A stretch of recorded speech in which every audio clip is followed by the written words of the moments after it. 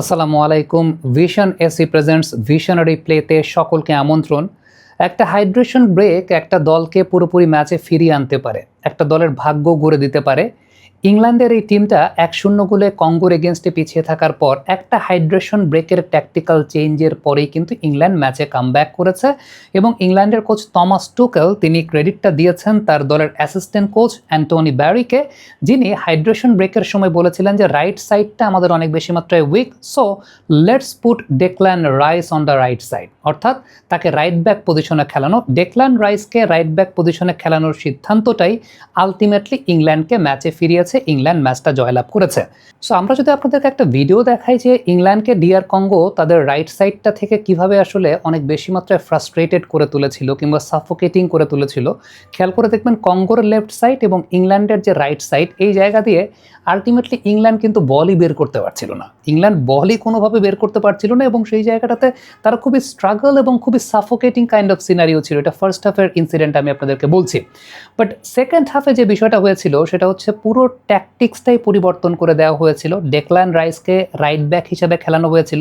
তার কাজটাও ছিল সেই জায়গাটা ওভারল্যাপ করে উপরের দিকে উঠে যাওয়া, ক্রসে হেল্প করা এবং সেখানে একটা পাসিং ট্রায়াঙ্গেল তৈরি করা। আপনি খেয়াল করে দেখবেন যে শাকা, রাইস এবং এস তাদের মধ্যে কিন্তু একটা পাসিং ট্রায়াঙ্গেলও সেই জায়গায় ক্রিয়েট করা হয়েছিল এবং যে প্রথম গোলটা হ্যারিকেন হেডে করেছিলেন সেটার যদি বিল্ড আপটা আপনি লক্ষ্য করে দেখেন তাহলে সেটার বিল্ড আপটা কিন্তু আলটিমেটলি রাইট সাইড দিয়ে হয়েছিল, অর্থাৎ ডেকল্যান রাইসকে রাইট সাইডে নিয়ে যাওয়ার পরেই কিন্তু আলটিমেটলি এই বিল্ড আপটা হয়েছে এবং পুরো ইংল্যান্ডের খেলার প্যাটার্নটাই পরিবর্তিত হয়ে গিয়েছিল এবং সেই জায়গাটাতে ইংল্যান্ড বেস্ট পসিবল আউটকাম বের করতে পারছিল। সো এবং R32 রেফ্রিজারেন্ট শীতল রাখবে ঘর, সাথে হবে smart electric consumption. Vision crafting happiness. Football যে নাওয়াডেজ আসলে কতটা ট্যাকটিক্যাল জায়গা, অনেকে হয়তো বা বলার চেষ্টা করেন যে এই যে ফুটবল নিয়ে এত বিশ্লেষণ বা এত কথাবার্তা, মডার্ন ডে ফুটবল কিন্তু it's all about analysis, it's all about কোচের ট্যাকটিক্যাল বৈশিষ্ট্যের জায়গা।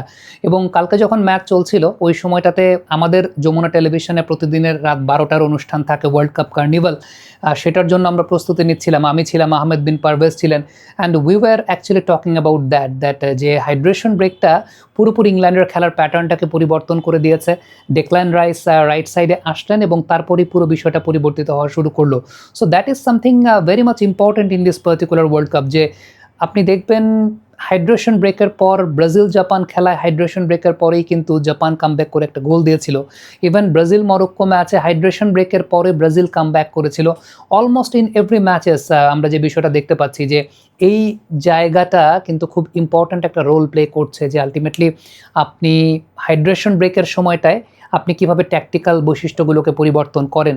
এবং এটা যেমন আমরা শুধুমাত্র কমার্শিয়াল পয়েন্ট অফ ভিউ থেকে বলছিলাম বা কমার্শিয়াল অ্যাসপেক্ট থেকে বলছিলাম যে এটা একটা কমার্শিয়াল ফ্যাক্টর কিনা, কিন্তু তার চাইতেও বেশি আমার কাছে মনে হচ্ছে এই ওয়ার্ল্ড কাপে এই হাইড্রেশন ব্রেকটা অনেক বেশি মাত্রায় ট্যাকটিক্যাল রিশাফলিংয়ের ক্ষেত্রে ব্যবহৃত হচ্ছে, যেটা কিন্তু মাঠের খেলাতে অনেক ইম্প্যাক্ট ফেলছে। ইনিশিয়ালি আমরা চিন্তা করছিলাম যে it's just only a commercial purpose, একটা কমার্শিয়াল পারপাসে, কিন্তু এটা কমার্শিয়াল পারপাসে ব্যবহৃত হলেও আপনি গেমের ইম্প্যাক্টটা চিন্তা করলে হাইড্রেশন ব্রেকটা অনেক বেশি মাত্রায় প্লেয়ারদের টেকনিক্যাল জায়গা বা কোচেসদের ট্যাকটিক্যাল জায়গাগুলো পরিবর্তন করার ক্ষেত্রেও ব্যবহৃত হচ্ছে। দর্শক, আপনারা কি মনে করছেন কমেন্ট বক্সে লিখে পাঠাবেন।